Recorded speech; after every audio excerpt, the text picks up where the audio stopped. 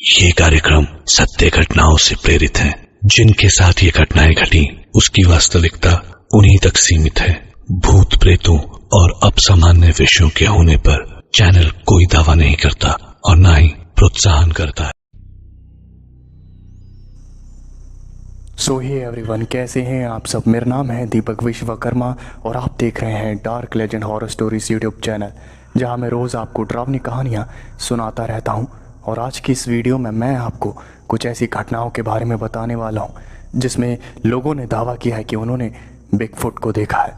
तो बिना किसी देरी के चलिए आज की इस वीडियो को शुरू करते हैं। लेकिन अगर आपने चैनल को सब्सक्राइब नहीं किया है तो चैनल को सब्सक्राइब कर लें और साथ ही साथ नोटिफिकेशन बेल को भी ऑन कर लें।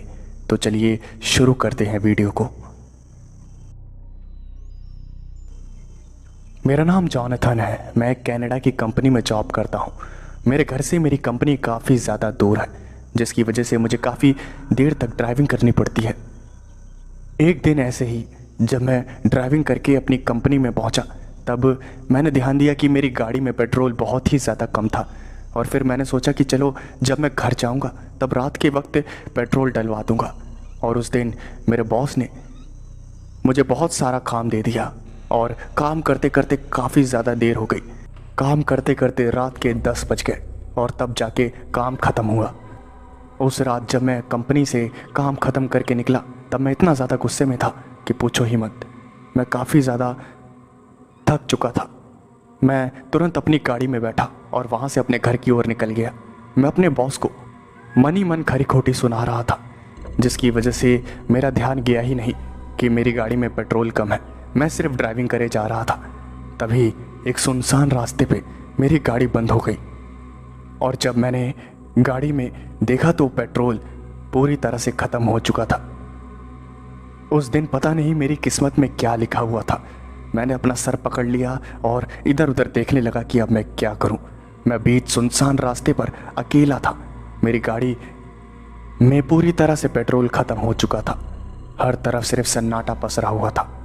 उन दिनों काफ़ी भारी बर्फ़बारी होती थी, जिसकी वजह से चारों तरफ बर्फ़ ही बर्फ़ थी। मेरे पास एक ही रास्ता था कि मैं किसी को मदद के लिए बुलाऊं।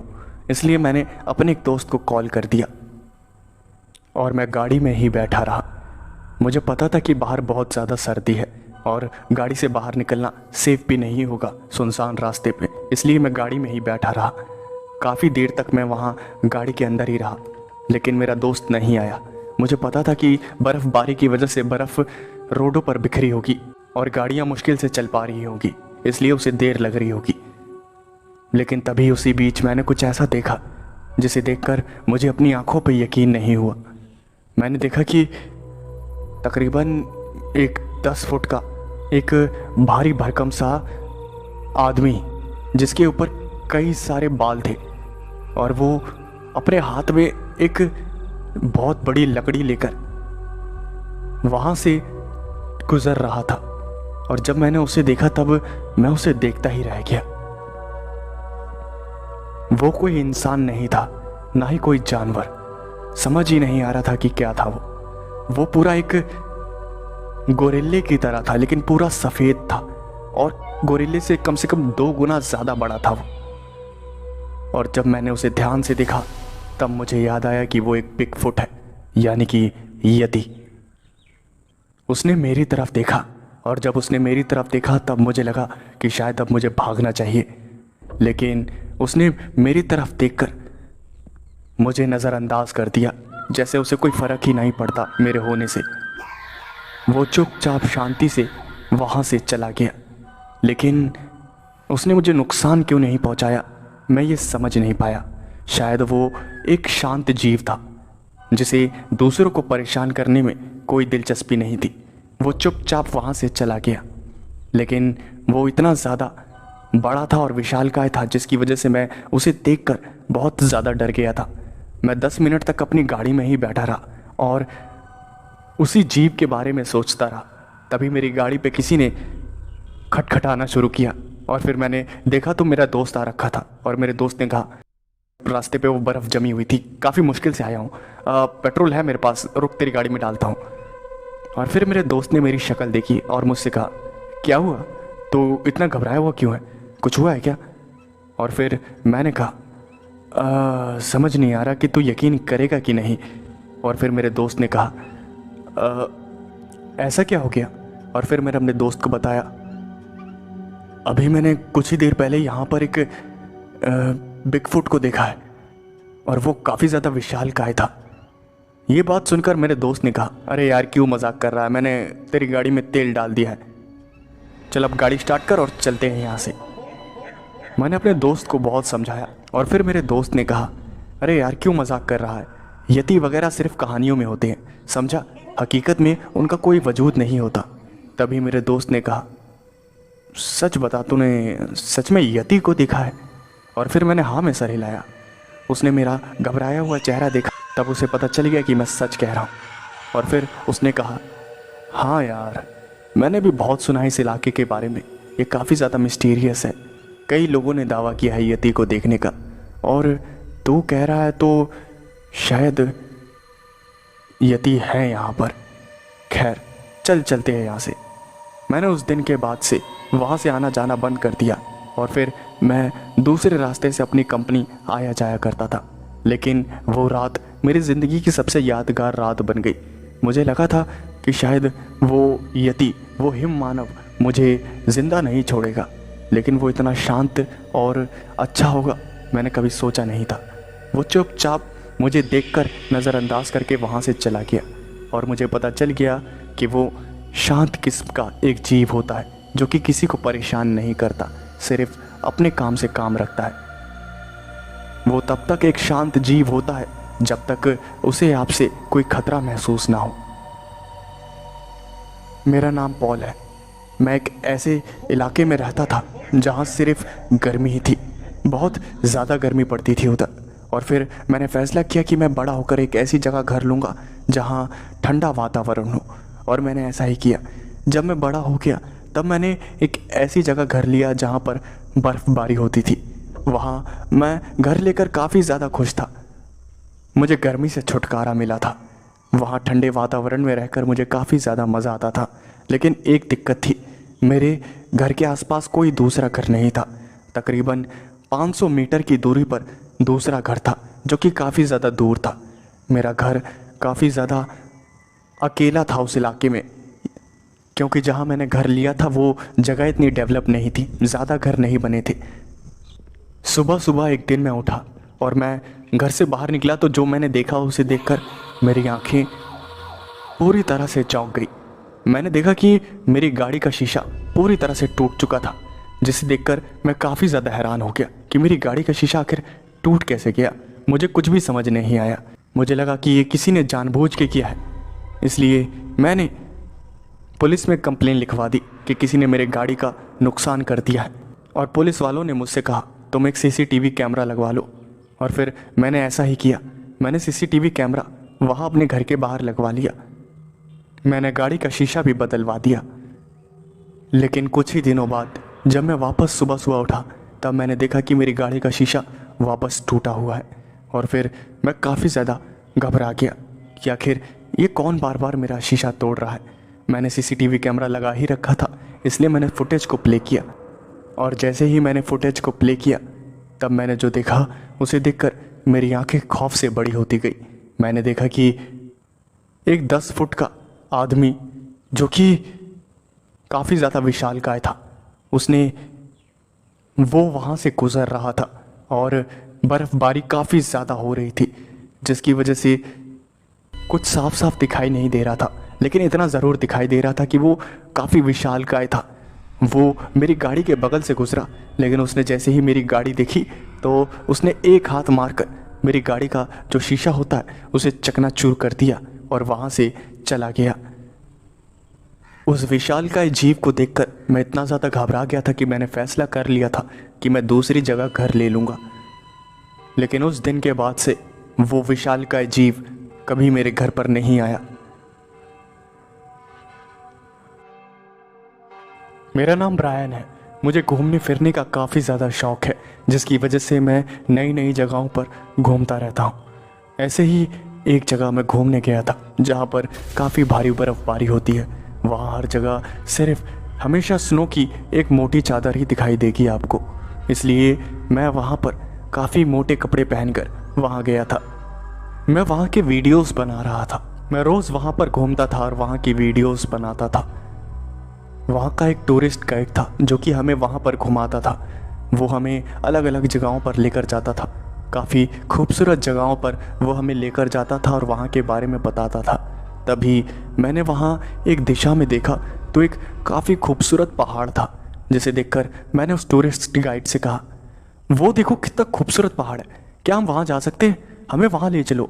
और फिर उस टूरिस्ट गाइड ने कहा, वहाँ गलती से भी मत जाना, वहाँ जाना बैन है। और फिर मैंने कहा, क्यों?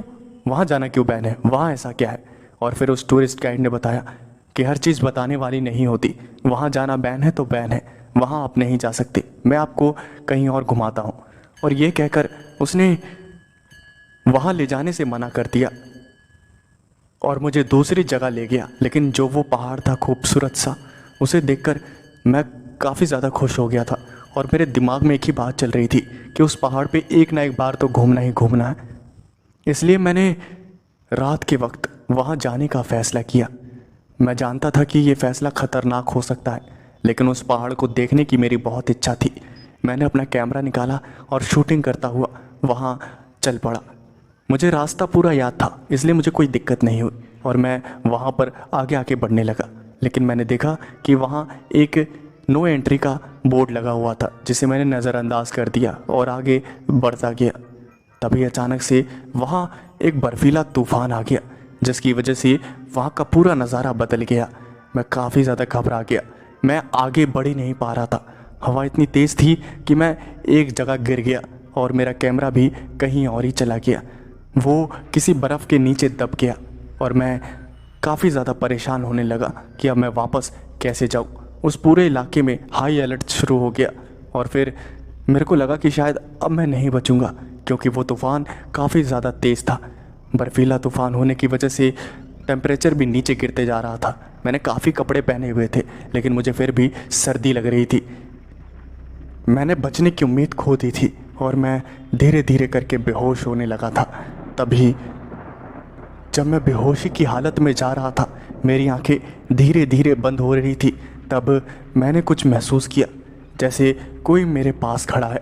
मेरी आंखें आधे से ज़्यादा बंद हो गई थी, लेकिन मुझे थोड़ा बहुत दिख रहा था।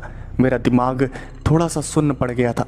ठंड की वजह से मुझे कुछ समझ नहीं आ रहा था कि आखिर मेरे साथ हो क्या रहा है। मैंने थोड़ा बहुत जो देखा उसे देखकर मैं काफ़ी ज़्यादा घबरा गया। मैंने देखा कि एक विशालकाय जीव, उसने मुझे देखा और उसने मुझे एक हाथ से उठाया और मुझे उठाकर उस एरिया से दूर लेकर गया और एक पेड़ के नीचे मुझे रख दिया। मैं बेहोश तो हो रहा था धीरे धीरे, लेकिन उस जीव को मैंने अच्छी तरह से देख लिया था और वो वहाँ मुझे छोड़कर वहाँ से चला गया। वो चाहता था तो मुझे नुकसान भी पहुँचा सकता था, लेकिन उसने मुझे कोई नुकसान नहीं पहुँचाया, उल्टा मेरी जान बचाई। अगली सुबह मेरी आंखें खुली तो मुझे कई सारे लोगों ने घेर रखा था और वहाँ पुलिस वाले भी थे और कुछ सर्च ऑपरेशन करने वाले लोग भी थे। उन्होंने मुझे पानी वगैरह पिलाया और मुझे संभाला। मुझे 3-4 दिन लगे रिकवर करने में और फिर मैं ठीक हो गया।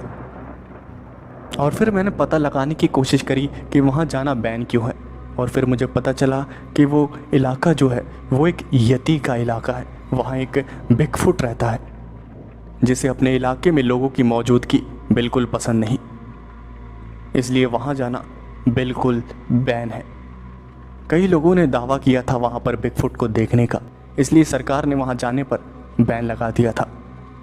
किसी को पूरा यकीन तो नहीं था वहाँ बिगफुट है या नहीं, लेकिन मैंने बिगफुट को देख लिया था।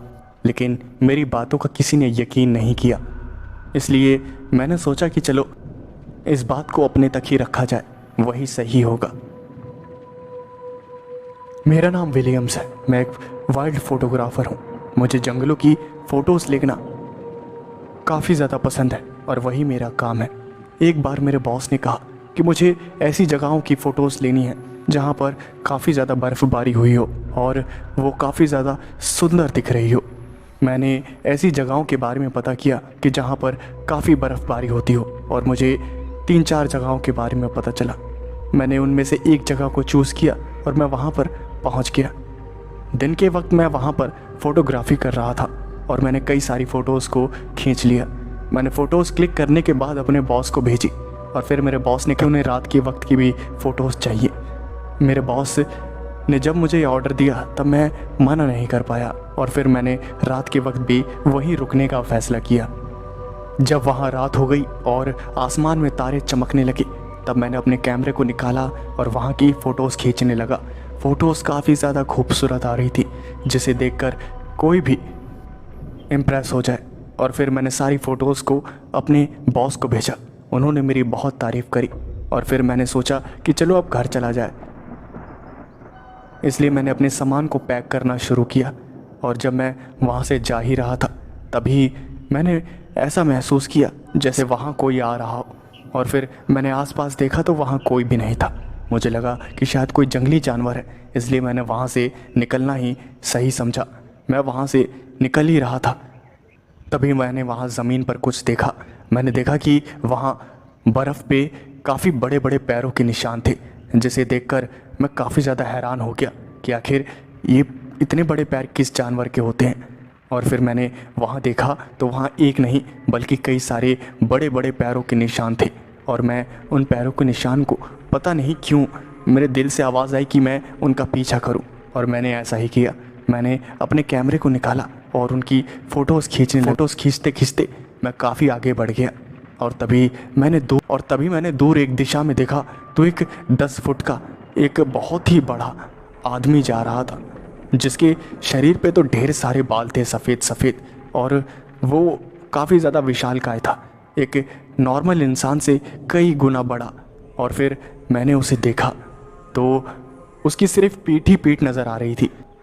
वो आगे की तरफ बढ़े जा रहा था। मुझे कुछ भी समझ नहीं आ रहा था कि अब मैं क्या करूं।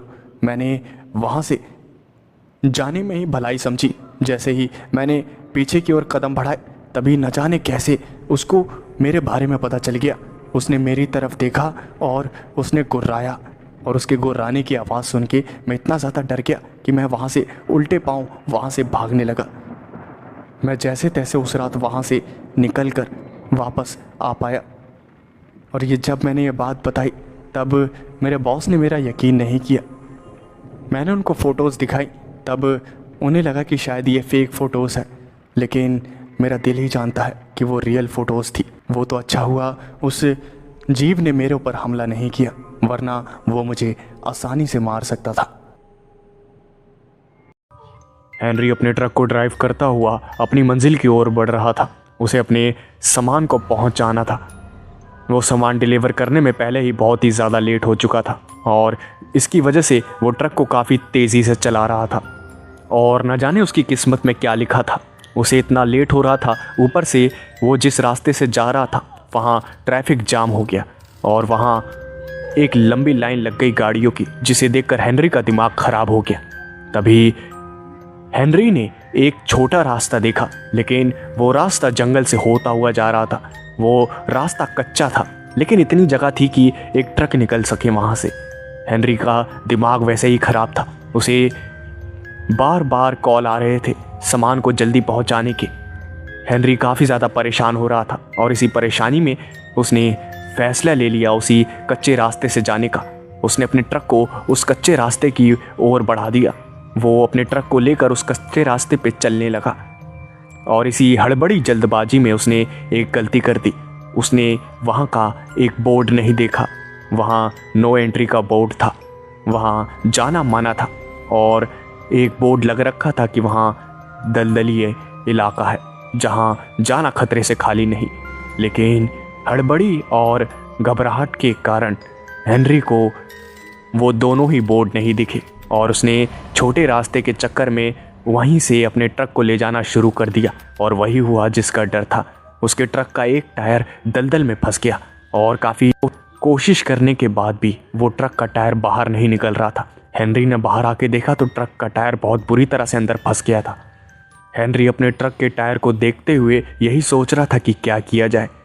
वो वापस ट्रक में बैठा और ट्रक के इंजन की शोर से पूरे जंगल में आवाज़ हो रही थी। तभी अचानक से एक आवाज़ वहाँ और गूंजी।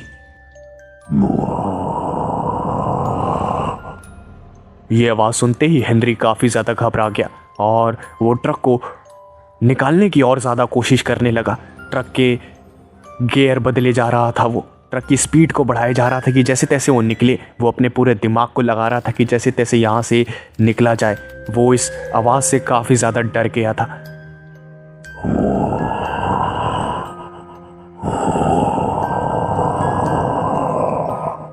हेनरी काफ़ी ज़्यादा घबराया हुआ था और उसे पता चल गया कि ट्रक में रहना खतरे से खाली नहीं है। वो ट्रक से उतरकर अपने पुराने रास्ते की ओर भागा जहाँ पर ट्रैफिक लगा हुआ था, लेकिन वहाँ पहुँचने से पहले ही उसका पैर एक दलदल में फंस गया और वो अंदर जाने लगा। वो मदद के लिए चीखें लगाने लगा, लेकिन जंगल के ज़्यादा अंदर होने के कारण वहाँ किसी भी बाहर वाले को उसकी आवाज़ नहीं सुनाई दी और हेनरी चिल्लाता रहा। उसके चिल्लाने से वही आवाज़ वापस आने लगी।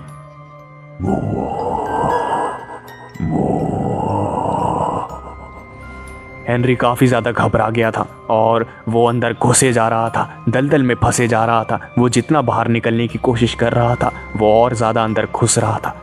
तभी अचानक से उसने देखा कि एक विशाल काय 15 फुट का एक बिग फुट उसके सामने खड़ा था और वो हेनरी को ही आंखों में आंखें डाल के देख रहा था। हेनरी को पता चल गया था कि ट्रक के इंजन के शोर से वो यति परेशान हो गया था, जिसकी वजह से वो बाहर आया। अब वो हेनरी को देख रहा था। हेनरी को कुछ भी समझ नहीं आ रहा था कि क्या किया जाए। यति हेनरी के पास आया और हेनरी को देखने लगा। हेनरी वैसे ही काफ़ी ज़्यादा डरा हुआ था। दलदल उसे अपने अंदर खींच रहा था और वो बिग फुट यानी यति को देखकर इतना ज़्यादा घबरा गया कि बेहोश हो गया। कई घंटों बाद हेनरी की आंखें खुली तो उसने देखा कि वो जंगल के बाहर रास्ते पे पड़ा हुआ है। उसका पूरा बदन कीचड़ से लदा हुआ था। कीचड़ से लथपथ शरीर के साथ वो रोड पर पड़ा हुआ था। उसे कुछ भी समझ नहीं आ रहा था कि वो वहाँ पर कैसे आया। हेनरी को अपनी आंखों पे यकीन नहीं हो रहा था कि क्या जो उसने देखा वो सब सच था। क्या सच में उसने एक विशाल काय 15 फुट के बिग फुट को देखा था, जिसकी कद काठी किसी भी आम इंसान से कई ज़्यादा बड़ी थी। और अगर ये सब सिर्फ एक भ्रम था तो वो उस दलदल से बाहर आया कैसे? उसकी मदद किसने की? वहाँ उस बिग फुट के अलावा था ही कौन? यही सब बातें हेनरी को परेशान कर रही थी। हेनरी जैसे तैसे खड़ा हुआ और हॉस्पिटल गया। हॉस्पिटल में अपना इलाज करवाने के बाद वो मदद लेके वापस उस जंगल में आया, क्योंकि उसका ट्रक अभी भी वहीं पड़ा था। वो अपने ट्रक को बाकी लोगों की मदद से बाहर लेकर आया और उसने अपने माल को डिलीवर किया। उसने इन सब बातों को भूलने का फैसला कर लिया था। कई दिनों तक वो उसी रास्ते से आता जाता था, लेकिन एक रात जब वो एक और डिलीवरी करने के लिए उस जंगल वाले रास्ते के पास से गुजर रहा था, तभी उसे वही आवाज़ वापस सुनाई दी।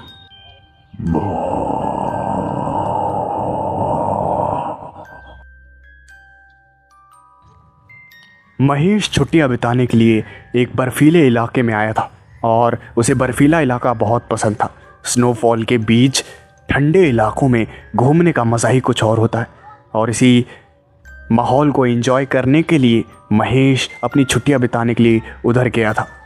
वो वहाँ अपने टूरिस्ट गाइड के साथ घूम रहा था। वहाँ काफ़ी भारी स्नोफॉल हो रही थी। स्नोफॉल का नज़ारा ही अलग था। हर तरफ बर्फ़ की मोटी चादर बिछी हुई थी। हर जगह सिर्फ बर्फ़ ही बर्फ़ थी।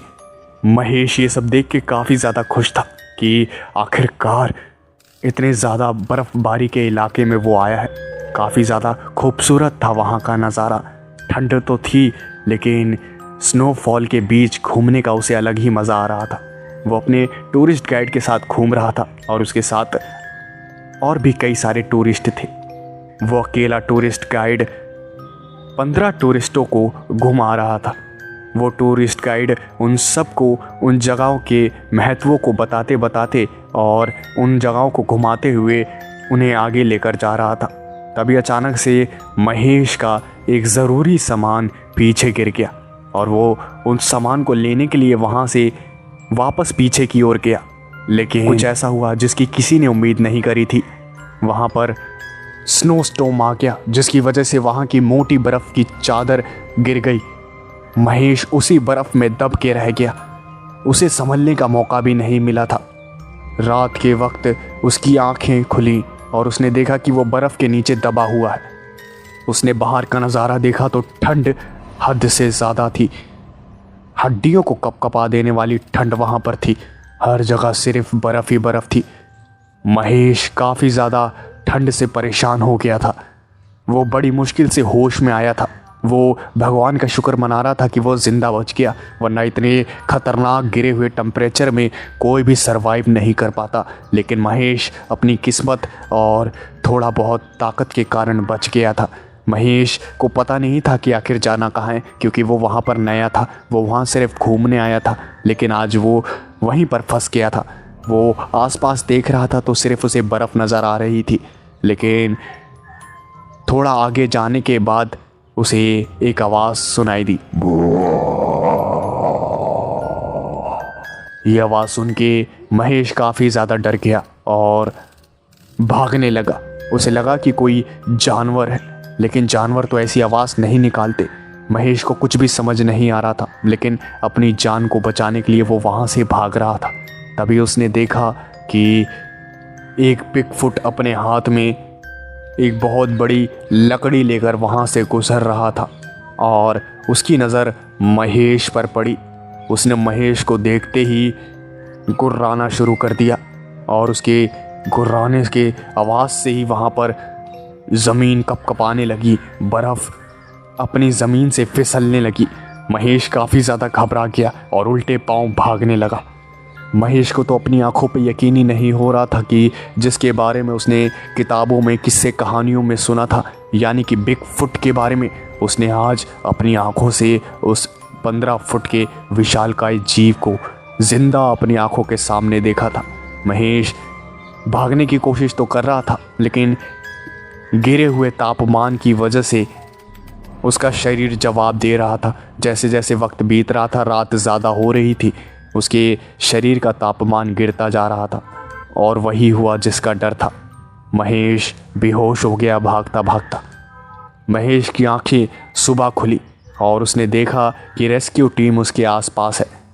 उसे पता चला कि वो एक मोटी बर्फ़ की परत के नीचे फंसा गया था और रेस्क्यू ऑपरेशन की वजह से वो बाहर निकल पाया। लेकिन जब उसने ये बात सबको बताई तो किसी ने उसकी बातों पे यकीन नहीं किया। सब ने यही कहा कि ये सिर्फ तुम्हारा वहम है। लेकिन अभी भी वो आवाज़ महेश को सुनाई दे रही थी।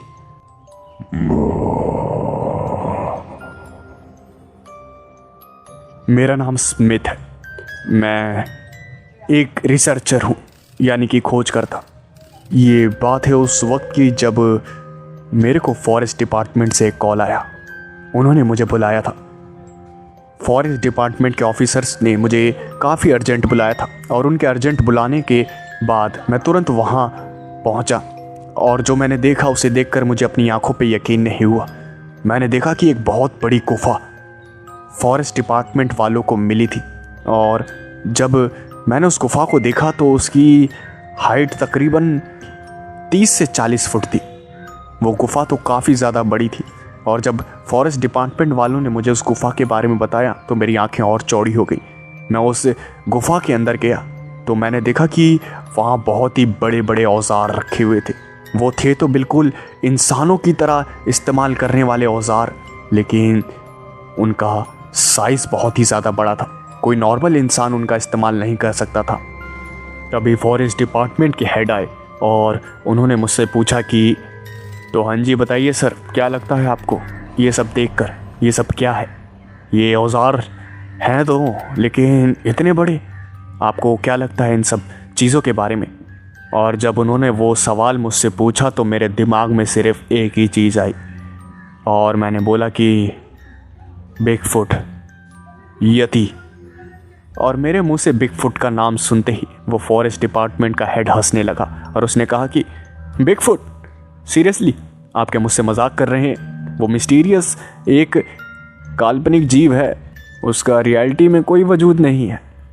और फिर मैंने उस हेड ऑफिसर से कहा कि अच्छा, तो इतने बड़े बड़े औजार कौन इस्तेमाल कर सकता है आपके हिसाब से? कोई जानवर तो करेगा नहीं, क्योंकि औजारों को इस्तेमाल करने के लिए दिमाग चाहिए होता है। और दुनिया के सबसे 5 समझदार जानवर, डॉल्फिन, पिग्स और बंदर वगैरह, वो इतने बड़े औजारों का इस्तेमाल करेंगे? मैं ये सब उस ऑफिसर को बता ही रहा था, तभी अचानक से मेरे दिमाग में एक बात आई। आप में से किसी ने बिगफुट को देखा यहाँ?